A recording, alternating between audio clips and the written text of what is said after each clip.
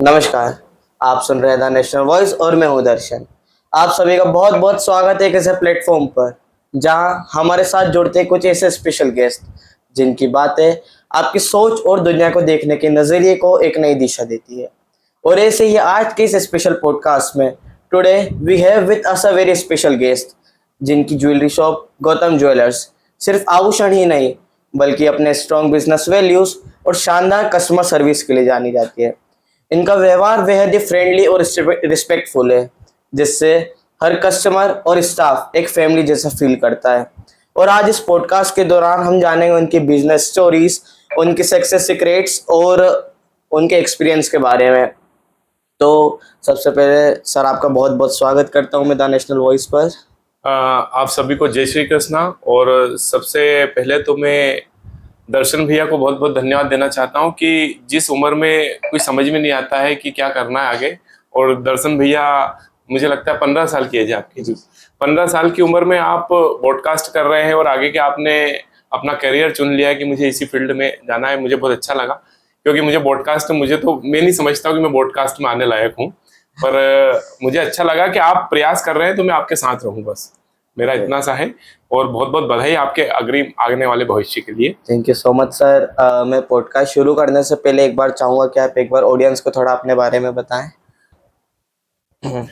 जय श्री कृष्णा। मेरा नाम है राम गोपाल परमार, शायद आप मुझे गोपाल परमार के नाम से भी जानते होंगे। मेरी शिक्षा जो भी हुई है वो सुजालपुर से हुई है। ग्रेजुएशन मेरा शासकीय जेएनएस कॉलेज से हुआ है। 2004 से 2020 तक मैंने एक हमारी शॉप है, ग्रोसरी शॉप, उसको चलाया था, संतोष ट्रेडर्स करके। 2020 से 2026 अभी मैं चला रहा हूँ गौतम ज्वेलर्स, जो हमारी फर्म है। इसको अभी 6 साल हुए हैं गौतम ज्वेलर्स पर। इन 6 सालों में अभी हमारा 25 लोगों का परिवार है। और 6 सालों में गौतम ज्वेलर्स की एक खासियत रही कि हर साल हमने हमारे टर्नओवर को पहले साल से डबल करा है। तो हर साल अभी 5-6 साल में जो हमने हर साल हमारे टर्नओवर को हम डबल करता आए हैं। और जो हमारी फैमिली बैकग्राउंड है, हम मूल रूप से किसानी परिवार से आते हैं, पर अभी लगभग 40-45 साल से हम बिजनेस में हैं। तो हमारी पहचान एक किसानी परिवार के साथ साथ बिजनेस फैमिली के रूप में भी जानी जाती है सुजालपुर से। Thank you so much sir.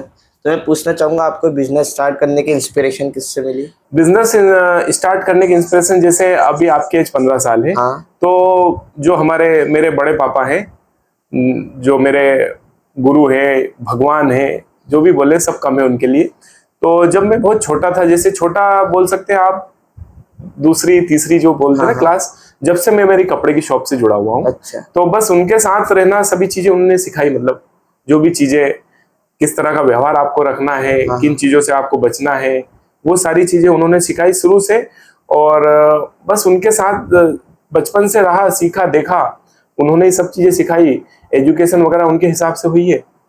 तो उनका शुरू से था बिजनेस, वो शुरू से बिजनेस पसंद करते थे। तो बस बाकी हमारी ऑलरेडी दूसरी शॉप से थी, हार्डवेयर की शॉप है, कपड़े की, किराने की, मेडिकल की शॉप है, दूसरे सभी बिजनेस है। तो हमारा था कि उनका भी सपना था कि एक ज्वेलरी शॉप खोले हम। तो वो सपना पूरा करा हमने। मतलब मैं माध्यम बन गया। उनकी इच्छा थी बहुत सालों से, लगभग 20-25 सालों से, कि ज्वेलरी शॉप उनको खोलना है। तो उनकी इच्छा के साथ साथ मेरा भी मन हुआ कि हम जो उनकी इच्छा है वो पूरी करें। ऐसे है ये शुरुआत हुई। तो जैसे कि आपको बचपन से ही बिजनेस का इतना एक्सपीरियंस है, तो अगर कोई एक नया बिगनर जो अपना एक नया स्टार्टअप शुरू कर रहा है, तो आप उसके लिए क्या एडवाइस देना चाहेंगे जिससे वो अपने बिजनेस को एक सही दिशा में ले जा पाए? सबसे पहले मैं ये एडवाइस देना चाहूंगा कि जो भी, मुझे ज्यादा समझ नहीं आती है भैया, पर मैं ये बोलना चाहूंगा जितना मुझे समझ में आता है कि कोई भी व्यक्ति अगर नया बिजनेस चालू करना चाहता है तो पहले तो वो जो बिजनेस पसंद करता है उसको समझ ले। जैसे अभी आपने पॉडकास्ट का एक बिजनेस मान ले, या जो भी आपका लक्ष्य है आगे, कि जो भी आप बिजनेस चालू करना चाहते हैं उसको पूरा समझ लें। और समझने के बाद जैसे ही आप बिजनेस स्टार्ट करते हैं तो ऐसा नहीं आप महीने 2 महीने में पीछे हट जाए। एक रहता है ना बिजनेस स्टार्ट करा, अरे इसमें तो, क्योंकि जैसा बोलते हैं ना, दूसरे की थाली में घी ज्यादा दिखता है। हर आदमी को लगता है कि वो बिजनेस अच्छा, उसमें ज्यादा कमाई है, बिजनेस अच्छा, इसमें ज्यादा कमाई है। तो आप चले तो जाते हो बिजनेस में, जब आप बिजनेस में अंदर जाते हो तो आपको समझ में आता है कि इस बिजनेस में जितनी कमाई दिख रही है उससे डबल चैलेंज है इसमें। तो वो चैलेंज नहीं दिखते हैं आपको। जब आप बिजनेस में कूदते हैं, अंदर जाते हैं, तो आपको चैलेंज दिखते हैं। तो चैलेंज में जब आप जाते हैं तो ऐसा नहीं कि आप गए और लगा अरे इसमें तो बहुत लफड़े हैं, बहुत झमेले हैं, आप पीछे हट जाएंगे। जो आप बिजनेस पसंद करते हैं, हर बिजनेस में समस्याएं हैं, जो बिजनेस आपने एक बार पसंद कर लिया उसमें फिर पीछे नहीं हटना, आपको पूरी हिम्मत से काम लेना पड़ेगा। और जैसे बोलते ना कि ठीक है आप बिजनेस के साथ साथ कोई दूसरी चीजें करने लग गए कि आज ये कर लिया आज वो कर लिया, ऐसा नहीं है। जो बिजनेस आपने पसंद करा है उस बिजनेस में अगर उस क्षेत्र में सफलता किसी को मिली है तो बिल्कुल आपको भी उस क्षेत्र में सफलता मिलेगी। मालूम पड़ेगा आप सुजालपुर में वो बिजनेस करना चाहते हैं कि जो बड़े शहरों में चल रहा है, तो मुझे लगता है कि सफलता नहीं मिलेगी, क्योंकि उतना स्कोप नहीं है या उतनी पॉपुलेशन नहीं है। उसके लिए जो पॉपुलेशन आपको चाहिए, अगर मान लो आप कोई बिजनेस आपने इंदौर में देखा है और वो चाह रहे हैं आप मैं सुजालपुर में स्टार्ट कर लूं, पर वो बिजनेस उस पॉपुलेशन के कारण हो सकता है इंदौर में चल रहा है, सुजालपुर की उतनी पॉपुलेशन नहीं है, तो यहाँ पे वो बिजनेस मुझे नहीं लगता चल पाएगा। जहां पे जो बिजनेस सफल हो चुका है वहां पे वो बिजनेस आप भी कर सकते हैं और बहुत आसानी से सफल हो सकते हैं। ऐसा नहीं कि बहुत मुश्किल रहेगा सफल होना, एक डर घबराहट, पर आपको हिम्मत से काम लेना पड़ेगा और निरंतर उस पर काम करना पड़ेगा। निरंतरता जरूरी है, मतलब मेरे हिसाब से। अब मैं चाहूंगा कि जो इंदौर में काम हो रहा है मैं सुजालपुर में कर लूं, तो वो पॉसिबल नहीं है। जो सुजालपुर में पॉसिबल है, जो पहले हो चुका है यहाँ पे, वही बिजनेस, क्योंकि एक बहुत सारी चीजें रहती हैं। क्योंकि इंदौर की पॉपुलेशन अपन मान ले आज 2 करोड़ है, सुजालपुर की पॉपुलेशन 2 लाख है, तो मैं जो 2 करोड़ में जो बिजनेस चल रहा है 2 करोड़ पॉपुलेशन का, वो 2 लाख में कैसे करूंगा? सही है। बहुत सारी चीजें ऐसी। तो बस इतना ही कहना चाहता हूँ कि जो भी आप काम करना चाहते हैं उसको पूरा समझ के हिम्मत से काम ले और पीछे ना हटे। जो काम आपने चुन लिया उसमें पीछे नहीं हटना है। आपका और उस बिजनेस को अपने लोगों के बीच में कैसे उतारे, लोगों के बीच अपने उस बिजनेस की पहचान कैसे बनाए? लोगों के बीच अपनी पहचान बनाने के लिए जो मेरा अनुभव है कि बिजनेसमैन जब भी बिजनेस स्टार्ट करता है तो वो सोचता है कि कस्टमर मेरी शॉप पे आएगा, या कोई फैक्ट्री है तो कस्टमर मेरी शॉप पे आएगा, तो ये सोचना गलत है। अभी जो दौर चल रहा है कस्टमर के पास आपको जाना पड़ेगा, वो आप किसी भी माध्यम से जाए, किसी भी तरह के एडवर्टाइजमेंट आपको करना पड़े, किसी को भी आपको हायर करना पड़े, वो सब चीजें अब आपका बिजनेस क्या है उसके ऊपर डिपेंड करता है। पर मुझे ऐसा लगता है कि आज के समय में 2026 में जब हम चल रहे हैं तो कस्टमर के पास आपको जाना पड़ेगा, कस्टमर आपके पास नहीं आएगा, कस्टमर के घर तक आपको जाना पड़ेगा और उसके बीच में आपकी पहचान आपको बनानी पड़ेगी, जब भी कस्टमर आपसे जुड़ेगा। अच्छा, और अगर हमने देखा है कि कई बिजनेस के स्टार्टअप्स में लोगों को पैसों की बहुत कमी होती है, फाइनेंशियली उनके स्टार्टअप स्टेबल नहीं रह पाते स्टार्टिंग में, तो आप क्या एडवाइस देना चाहेंगे कि जिससे वे स्टेप बाय स्टेप अपने बिजनेस को स्टेबल कर पाए? मैं एक ही बात बोलना चाहूंगा कि जिस बिजनेस में पैसे की कमी नहीं है वो बिजनेस बढ़ नहीं रहा है, मतलब वो बिजनेस ग्रो नहीं कर रहा है। पैसे की कमी बिजनेस का एक पार्ट है। आप ये मत समझिए कि आपके पास बहुत पैसा होगा तो आप बहुत अच्छा बिजनेस कर लेंगे। पैसे की कमी एक बिजनेस का पार्ट है और हर बिजनेस में मैं चाहता हूं कि पैसे की कमी रहना चाहिए, क्योंकि मैंने ऐसे बहुत सारे उदाहरण देखे हैं कि जिन लोगों के पास पैसे की कमी नहीं थी वो बिजनेस को ग्रो नहीं कर पाए। उनके पास पैसे की कमी नहीं थी, उनके पास कोई कस्टमर आता था तो उनको लगता था कि अपने पास क्या पैसे की कमी है, तो वो मेहनत नहीं कर पाते थे।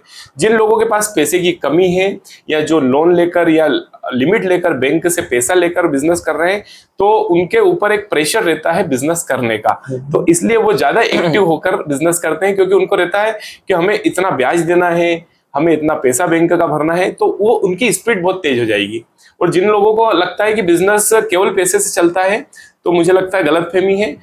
बिजनेस में पैसे की कमी हमेशा रहनी चाहिए। मैं आगे जब भी बिजनेस करूंगा मैं चाहता हूं कि मेरे बिजनेस में पैसे की कमी रहे, ताकि मैं और ज्यादा एक्टिव रहूं और ज्यादा मेहनत करूं, कि वो मैं कोशिश रहूंगा। ऐसा नहीं कि बहुत ज्यादा कमी कि आप वो बिजनेस ही नहीं कर पाए, वो वाली बात नहीं कर रहा हूं मैं।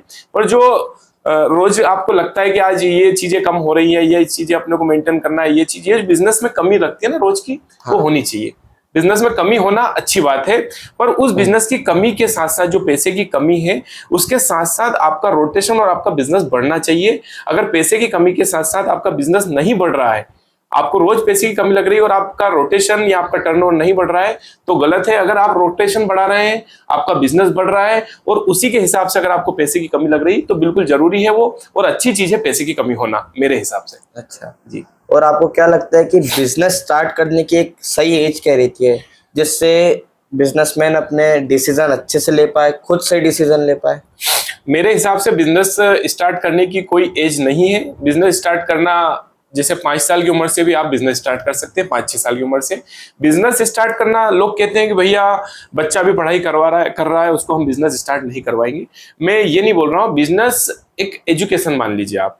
हाँ हाँ। जैसे बिजनेस करना, जैसे बच्चा स्कूल जाता है, उसी तरह से बिजनेस एक एजुकेशन है। मान लो आपने बच्चे को बोला कि आपको ये सामान बेचना है, पूरी दुनिया बेचने और खरीदने पे।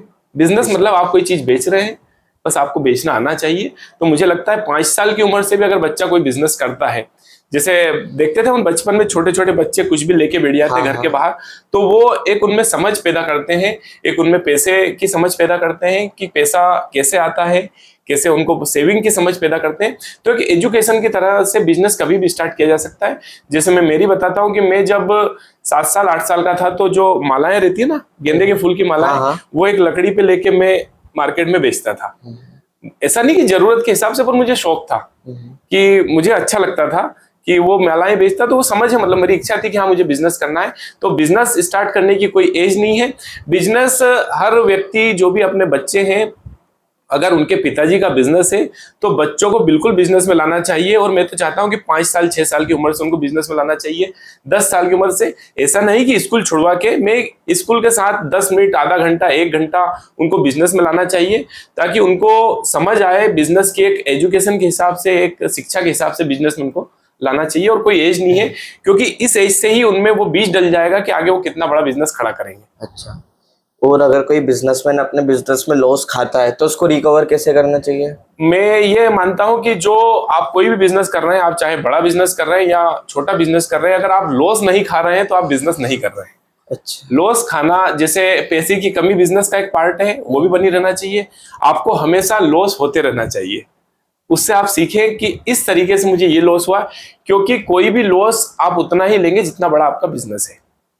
मान लो किसी व्यक्ति का 1 लाख का बिजनेस है, तो वो लॉस कितने का लेगा? 5,000, 10,000 का। हाँ। तो जितना बड़ा आपका बिजनेस है, उतना बड़ा आपको लॉस लेना चाहिए। जिस तरह से पैसे की कमी एक पार्ट है, उसी तरह से लॉस लेना भी एक पार्ट है। उससे अगर आप पीछे हटेंगे तो बड़ा बिजनेस खड़ा नहीं कर पाएंगे। लॉस होते रहना चाहिए, और उनको आप, जो आपका रोटेशन है, उससे आप कवर हो जाएंगे। क्योंकि लॉस भी उतना ही बड़ा होगा जितना बड़ा आपका बिजनेस है, तो वो कवर हो जाता है, कोई बहुत बड़ी बात नहीं। पर उतना ही बड़ा लॉस लें आप, या रिस्क लें कि जो आप कवर कर सके।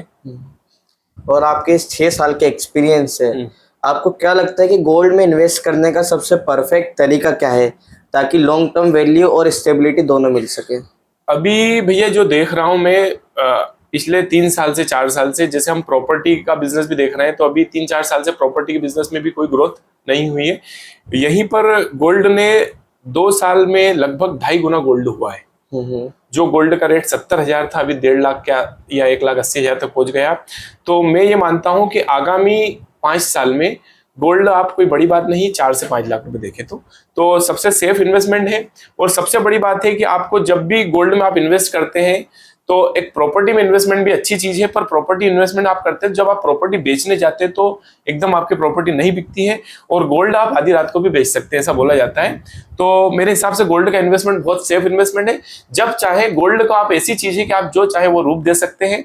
आप चाहे तो इसको बेचकर बैंक में रख सकते हैं, आप चाहे तो प्रॉपर्टी ले सकते हैं, आप जो चाहे वो बैंक गोल्ड के पैसे से कर सकते हैं, आप चाहे तो बिजनेस कर सकते हैं। इसलिए मैं सबसे अच्छा इन्वेस्टमेंट मानता हूँ गोल्ड को। मेरे हिसाब से गोल्ड का इन्वेस्टमेंट बहुत अच्छा है। और जो अभी ये टेंशन वाला टाइम चल रहा है, वॉर वाला, ऐसी सिचुएशन में अगर कोई गोल्ड में इन्वेस्ट कर रहा है, हाँ, तो उसको फ्यूचर में जाके प्रॉफिट मिलने की स्टेबिलिटी रहेगी कि नहीं? गोल्ड में आपको आज बता दूं कि गोल्ड हर समय, आज से आप 50 साल पहले का इतिहास देख ले, आगे जब आप 50 साल बाद, 40 साल बाद, 20 साल बाद देखेंगे, गोल्ड आपको कभी लॉस नहीं देगा। आप जब जिस भाव में खरीदेंगे, थोड़े बहुत समय के लिए लगेगा आपको, 4-6 महीने के लिए अगर लॉस चला गया, बाकी गोल्ड में आपको हर समय इन्वेस्टमेंट करना चाहिए। और मैं चाहता हूं कि हर परिवार में, जो अपने बच्चे हैं, उनको भी ये सिखाना चाहिए कि छोटे छोटे रूप में वो गोल्ड खरीदते रहे, चाहे वो किसी भी माध्यम से खरीदें, फिजिकल गोल्ड खरीदें या जो अभी हम ऑनलाइन गोल्ड खरीदते हैं, उसके माध्यम से गोल्ड खरीदना चाहिए सभी को। अच्छा, और जैसे अभी हमारे most respected prime minister Narendra Modi ji ने कहा था कि गोल्ड ना खरीदे, तो उस वजह से आपके बिजनेस में क्या इम्पैक्ट पड़ा है, और इस चैलेंजिंग सिचुएशन में आप उसको कैसे मैनेज कर रहे हैं? मोदी जी ने जो बोला है कि गोल्ड नहीं खरीदे, क्योंकि गोल्ड खरीदने से कहीं ना कहीं देश की आर्थिक स्थिति पे फर्क पड़ रहा होगा। तो मैं ये मानता हूं कि उसमें बिजनेस पे तो फर्क पड़ा है, पर जो घरों में गोल्ड है हमारे बहनों के पास, वो पुराना गोल्ड एक्सचेंज हो रहा है अभी ज्यादा। तो इस तरह से बिजनेस चल रहा है। बाकी नई बिक्री ना होते हुए जो पुराना गोल्ड एक्सचेंज का जो चल रहा है वो अच्छा चल रहा है, कोई वो दिक्कत नहीं है। नई गोल्ड की बिक्री कम हुई है, मोदी जी के कहने के ये असर तो हुआ है कि नहीं। और अच्छा भी है कि अगर देश का हित जिस चीज में है वो होना चाहिए। अगर देश का हित ये है कि अगर हमारे कस्टमर गोल्ड नहीं खरीदे अभी, तो बिल्कुल मैं उनके साथ हूँ। और ओल्ड गोल्ड आप चेंज करेंगे तो उसमें किसी प्रकार का कोई नुकसान देश को भी नहीं होगा। बाकी सब ठीक है, मतलब ऐसा बहुत बड़ा कोई दिक्कत नहीं है उससे।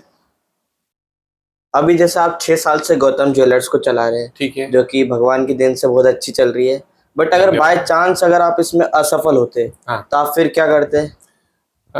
इस बिजनेस में अगर मैं असफल होता, मैं छोटी सी कहानी बोल दूं इसमें कि जैसे ही मैं बिजनेस स्टार्ट करने का चल रहा था तो मैं मेरे बड़े पापा श्रीमान भागीरथ जी परमार साहब के पास गया और पूछा कि पापा ये बिजनेस में स्टार्ट करना चाहता हूँ, क्योंकि वो मेरे सब कुछ है। मैं जो सभी लोग उनको जानते भी हैं तो वो मेरे सब कुछ है, बोल सकते हैं वो मेरे भगवान ही है। तो उन्होंने बोला कि मैं उनके पास गया कि ये बिजनेस स्टार्ट करना मैं चाहता हूँ, तो इसमें अगर अपन नहीं चला पाए तो क्या होगा। तो उन्होंने बोला कि जो सबसे बुरा है वो सोच लीजिए आप। सबसे बुरा क्या होगा, आप असफल हो जाएंगे। और मैं आपको बताना चाहता हूं कि हम लगभग 70 से 80 साल से सब्जी बेचते हैं। हमारा बिजनेस है सब्जी का, छोटा बिजनेस है बड़ा बिजनेस है वो अपनी जगह है, पर आज भी हम सब्जी बेच रहे हैं।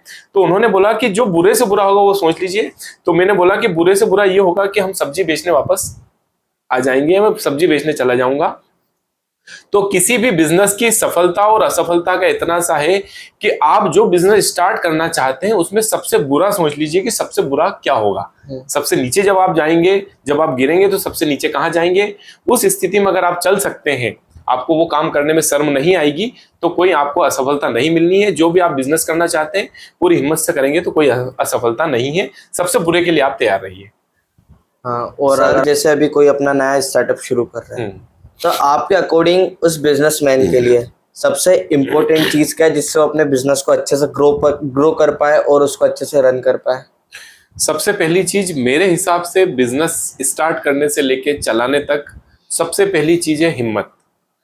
हिम्मत के बाद ही सारी चीजें आती है। हिम्मत के बाद आपकी जो आप बिजनेस कर रहे हो उसमें आपकी नीयत कैसी है उस बिजनेस को करने के लिए, जो लोग आपसे जुड़ रहे हैं, जो भी आपके कस्टमर हैं, आप उनका कितना फायदा सोचते हैं, कैसी आपकी सर्विस है और कैसा आपका व्यवहार है और कितना घाटा खाने की क्षमता आप में है। कभी कभी ये रहता है कि आप जो बिजनेस कर रहे हैं, जो भी आपके कस्टमर हैं, उनके कारण आपको नुकसान भी होता है। तो नुकसान होने के कारण कस्टमर, कभी कभी दुकानदार क्या रहता है, अपना व्यवहार बिगाड़ लेता है। एक दुकानदार के हिसाब से बात कर रहा हूँ कि वो मालूम लग रहा है कि 1000 2000 या 5000 का नुकसान है तो वो अपना व्यवहार। तो मैं जानता हूं कि आप कितना बोल सकते हैं हार खा सकते हैं, कितना आप घाटा खा सकते हैं, और कितना अच्छा व्यवहार और कितनी अच्छी सर्विस और कितनी अच्छी नीयत, और इसी के साथ इन सबके साथ आपकी कितनी हिम्मत है, उसी के ऊपर सारा व्यापार है। मतलब पूरे व्यापार की शुरुआत से लेकर व्यापार चलाने तक ये चीजें महत्वपूर्ण है। सबसे पहले हिम्मत होना बहुत जरूरी है, और उसी के साथ ये सारी चीजें अगर आपकी रहेंगी तो व्यापार में बिल्कुल आपको सफलता मिलना है। अच्छा, और जब आपने बिजनेस स्टार्ट करा था तो आपने कौन से प्रिंसिपल्स को फॉलो करा था? मैं बचपन से देखता आ रहा हूँ, मेरे जो घर का बैकग्राउंड शुरू से जब से मैंने होश संभाला बिजनेस का बैकग्राउंड रहा है। तो सबसे पहले तो आपका जो सर्विस है, आपका व्यापार और आपकी सर्विस, आपका व्यवहार, ये सब चीजें बहुत महत्वपूर्ण रहती है। जैसे आपके पास बहुत अच्छी रेंज होगी, आपके पास बहुत अच्छी वैरायटी होगी, पर आपका व्यवहार अच्छा नहीं है तो काम चलाने में दिक्कत आएगी। और अगर आपका व्यवहार बहुत अच्छा है, आपके पास शोरूम पे वैरायटी नहीं है, दुकान पे वैरायटी नहीं है, तो आपका व्यापार नहीं चल पाएगा। तीसरी चीज, छोटी जगह पे मैं देखता हूँ कि जो भी अपन दुकानदार के हिसाब से बात कर रहे हैं, अभी दुकानदार कोई है वो दिन भर दुकान की बजाय 2 घंटे इधर चला गया, 3 घंटे उधर चला गया, कहीं किधर चला गया, तो वो बिजनेस सक्सेसफुल नहीं हो पाएगा। कोई भी व्यक्ति जो भी अपना प्रतिष्ठान है, जो भी उसकी कंपनी है, उसको पूरे टाइम वहां पे रहना पड़ेगा। ऐसे शॉप छोड़ के वो बिजनेस नहीं कर सकता मेरे हिसाब से। तो जैसे मैंने देखा है कि आपकी शॉप गौतम ज्वेलर्स का एक खुद का ऐप भी है, तो उसके बारे में थोड़ा बताएं। गौतम ज्वेलर्स ने अभी लगभग 10 दिन हुए हैं हमारा एक ऐप लॉन्च करा है, gold saving app, Gautam jewellers Insta Lakshmi app के नाम से ऐप है। इसमें आप घर बैठे सोना, जैसे इसमें हमारा फोकस है कि जो लोग 400 रुपए 500 रुपए पर डे कमाते हैं वो गोल्ड कैसे खरीदेंगे। 1.5 करोड़ की चीज आप 500 रुपए 200 रुपए में कैसे खरीदेंगे। तो गौतम ज्वेलर्स की एक पहल है कि हर वर्ग का कस्टमर फाइनेंशियली स्ट्रांग हो, सोना खरीदे वो फाइनेंशियल स्ट्रांग हो। तो इसलिए हमने एक ऐप लॉन्च करा है जिसमें आप 10 रुपए का सोना भी खरीद सकते हैं, जब चाहें जब खरीद सकते हैं, जितना चाहें तब खरीद सकते हैं। घर बैठे 10 रुपए का 100 रुपए का 50 रुपए का सोना भी आप खरीद सकते हैं और फाइनेंशियली आप स्ट्रांग बन सकते हैं। तो इस ऐप के माध्यम से हर वर्ग का कस्टमर हम जोड़ना चाहते हैं गौतम ज्वेलर्स से। तो ये ऐप हमने लॉन्च करा है। और अब मैं पूछना चाहूंगा कि जैसे गोल्ड के प्राइस कई बार फ्लक्चुएट करते हैं, ऊपर नीचे होते रहते हैं, तो आप उस टाइम पे कैसे मैनेज करते हैं उसको? वैसे गोल्ड का प्राइस जैसे अप डाउन होता है तो इससे मुझे लगता है कि किसी भी ज्वेलर्स को कोई फर्क पड़ता है, छोटा मोटा कभी कोई लॉस लगता है, क्योंकि जैसे दिन भर में हम जो भी गोल्ड बेचते हैं वो गोल्ड हमें खरीदना है, तो वो हम जिस भाव में बेच रहे हैं उसी भाव में हम खरीद भी लेते हैं, जिस भाव में हम खरीद रहे हैं उसी भाव में बिक भी जाता है, क्योंकि पर डे हमारी खरीदी बिक्री होती है। इसलिए कोई इसमें किसी भी प्रकार का लॉस नहीं होता है। और छोटा मोटा अगर कभी होता है तो वो कोई बड़ी बात नहीं है। आप जब कोई बिजनेस करते हैं तो छोटा मोटा लॉस तो चलता रहता है, बाकी कोई बहुत बड़ा लॉस इसमें नहीं होता है। जैसे कि आज गौतम ज्वेलर्स को शुजालपुर का हर नागरिक जानता है, तो आपने इसकी कौन सी मार्केटिंग टेक्निक का इस्तेमाल करा जो आज इतनी फेमस है आपकी शॉप? इसका एक ये भी कारण रहा कि लोगों तक पहुंचना, मैंने पहले भी बोला था, मेरा प्रयास रहता है कि मैं लोगों तक पहुंचूं। और बस वही कारण है कि जिस भी माध्यम से आप लोगों तक पहुंचे, चाहे आप गांव में फ्लेक्स लगाएं, गांव की दीवारों पर पुतवाएं, चाहे इंस्टाग्राम के माध्यम से, चाहे व्हाट्सएप के माध्यम से, आप जितना ज्यादा लोगों तक पहुंचेंगे आप उतना जल्दी सफल होंगे। अब मैं आपसे आखिरी प्रश्न ये पूछना चाहूंगा कि जितने भी लोग आगे जाके खुद का स्टार्टअप शुरू करना चाहते हैं, आप एक बार उनके लिए क्या एडवाइस देना चाहेंगे? मैं जितने भी लोग अपना बिजनेस चालू करना चाहते हैं तो मैं उनसे बोलना चाहूंगा कि आप जो भी बिजनेस चालू करना चाहते हैं, मैंने अभी बीच में भी बोला है कि उसकी पूरी आप समझ लीजिए, उसको 6 महीने दीजिए, 2 महीने दीजिए, 8 महीने दीजिए, 1 साल दीजिए कि हाँ हम बिजनेस को समझ चुके हैं, क्या क्या इसमें नुकसान है, क्या क्या इसमें फायदे हैं। उसके बाद आप अच्छी नीयत के साथ कूद जाइए, आपको कोई असफल नहीं कर सकता। कहाँ पे आप बिजनेस करना चाहते हैं उस जगह को भी समझना पड़ेगा आपको। इंदौर का बिजनेस आप सुजालपुर में करना चाहेंगे, सुजालपुर का बिजनेस आप इंदौर में करना चाहेंगे तो सफलता नहीं मिलेगी। जहां पे जो बिजनेस चल रहे हैं ऑलरेडी कोई व्यक्ति उसमें सफल है, उसी बिजनेस पे आप फोकस करिए। नया बिजनेस भी आप करना चाहते हैं तो पूरा समझ लीजिए आपकी क्या इसमें नुकसान के चांस हैं, कितना फायदे के चांस है। जो भी आप समझ के जो भी बिजनेस आप करना चाहते हैं पूरी रिसर्च करके उसमें आप कूद जाइए, पूरी हिम्मत के साथ और अच्छी नियत के साथ आप पूरी तरह से सफल होंगे। Okay, so thank you so much sir, बहुत बहुत धन्यवाद, आप पधारे और आपने मुझे इस लायक समझा कि क्योंकि मेरा जैसे आप आए तो मैंने आपसे आपकी एज पूछी थी तो आपने बोला कि भैया 15 साल, तो मुझे तो सबसे पहले मैं आपसे इंस्पायर हुआ। जैसे बोलते हैं ना, आप मुझे लगा कि 15 साल में आप इतनी अच्छी सोच रखते हैं और एक आपने ये बनाया कि यही आपका करियर आप बनाना चाहते हैं। तो पॉडकास्ट तो मैं तो समझता भी नहीं था कि पॉडकास्ट क्या होता है, पर आपने बोला कि इस तरह से क्वेश्चन पूछेंगे, आपको आंसर देना है, तो मुझे सबसे पहली प्राथमिकता आपसे मैं बहुत वो रहा, आप मेरे एक तरह से आदर्श बन गए, है ना। मुझे बहुत अच्छा लगा कि इस एज में आप करना चाहते हैं, जिस इस एज में हमें भी कुछ समझ में नहीं आता था। और आगे आपके अग्रिम भविष्य के लिए मैं बहुत बहुत शुभकामनाएं देता हूँ और आगे आप बहुत आगे जाएं और बड़े बड़े लोगों के आप पॉडकास्ट करें, मेरे जैसे छोटे आदमी को छोड़ें। Thank you so much. Thank you.